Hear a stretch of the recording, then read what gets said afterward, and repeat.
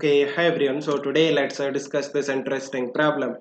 So today's the figure shows a cylindrical tube with adiabatic walls and fitted with an adiabatic separator. The separator can be slid into the tube by an external mechanism. An ideal gas gamma 1.5 is injected in the two sides at equal pressures and temperatures. The separator remains in equilibrium at the middle. It is now slid to a position where it divides the tube in the ratio 1:3. Find the ratio of the temperatures in the two parts of the vessel. Okay so आप देखो हमारे पास ये एक cylindrical tube है and इसके जो walls है वो एडियाबेटिक है एंड हमारे पास ये जो सेपरेटर है ये भी एडियाबेटिक है. सो काइंड ऑफ ये जो सेपरेटर है ना इस ट्यूब को दो चैम्बर में डिवाइड करता है. Let's say chamber 1 and chamber 2. Initially हम दोनों चैम्बर में एक गैस फिल करते हैं at equal pressure and equal temperature. So let's say this is your initial condition है ना, ये आपका initial condition है. इनिशियल कंडीशन में ये जो दो चैम्बर है, चैम्बर 1 एंड चैम्बर 2, इसमें जो गैस हमने फिल की है वो equal pressure let's say P not and equal temperature that is T not and T not पे है, राइट. नाउ आप देखो कि इस इनिशियल कंडीशन में ये जो सेपरेटर है ना ये मिडिल में, इट मीन्स लेट्स से जो टोटल वॉल्यूम है इस सिलेंड्रिकल ट्यूब का दैट इज वी. देन दोनों चैम्बर्स का जो वॉल्यूम होगा वो इक्वल होगा, that will B v/2 and v/2. Now हम क्या करते हैं इस सेपरेटर को इस तरह से मूव करते हैं सो दैट ये जो सेपरेटर है इस ट्यूब को 3:1 में डिवाइड करता है. सो जो टोटल वॉल्यूम है इस सिलेंड्रिकल ट्यूब का वो 3:1 में डिवाइड हो जाएगा. Now you can easily find out, ये वॉल्यूम होगा 3v/4 एंड ये वॉल्यूम होगा v/4, राइट. वॉल्यूम v को 3:1 में डिवाइड करना बेसिक मैथ्स का पार्ट है, आई थिंक सभी को आता है. नाउ आप देखो वॉल्यूम चेंज हो गया, देन जो प्रेशर एंड टेम्परेचर है वो भी चेंज हो जाएंगे. लेट्स से चैम्बर 1 में pressure P1 and temperature T1, chamber 2 में जो प्रेशर है that is P2 and temperature T2. सो आपको टेम्परेचर का रेशियो फाइंड आउट करना है, kind of T1 ratio T2 का वैल्यू आपको फाइंड आउट करना है, राइट. तो आप देखो ये किस तरह का प्रोसेस है.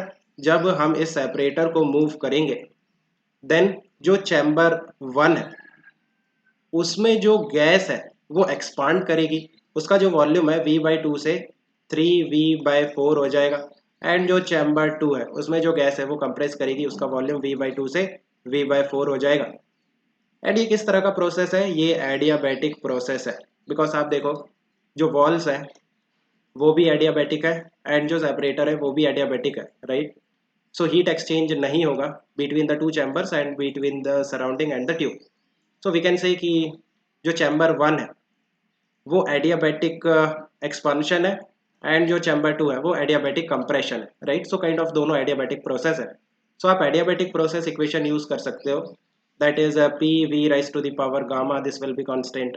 और अगर हम टेम्परेचर के टर्म्स में बात करें so it will be T V raise to the power gamma -1, this will be constant. Because हमें टेम्परेचर का रेशियो फाइंड आउट करना है, दैट्स वाई हम ये वाला इक्वेशन यूज करेंगे. Now T initial V initial raised to the power gamma -1 that is equal to T final V final raised to the power gamma -1. It means final temperature that is equal to initial temperature V initial by V final raised to the power gamma -1, right. So ये जो equation है ये equation आप use कर सकते हो for both the chambers, right. So आप देखो चैम्बर 1 की अगर हम बात करते हैं देन उसमें जो फाइनल टेम्परेचर है that is T1, that is equal to initial temperature कितना था T0 चैम्बर 1 में, राइट. वी इनिशियल कितना है V/2 divided by V final कितना है 3v/4 and its power gamma -1 that will be 0.5 because gamma is 1.5, right.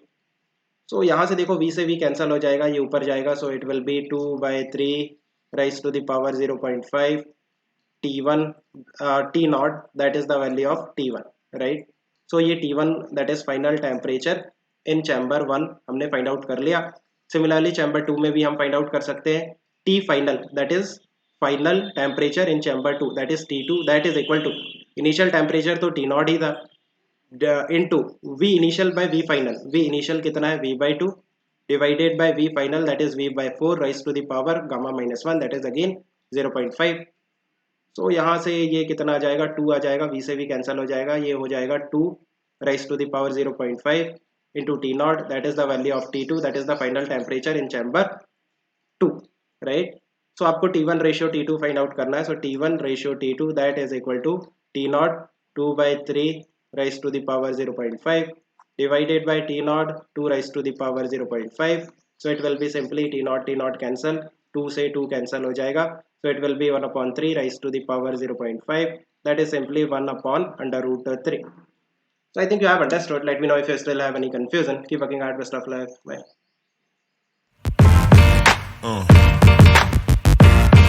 Yeah.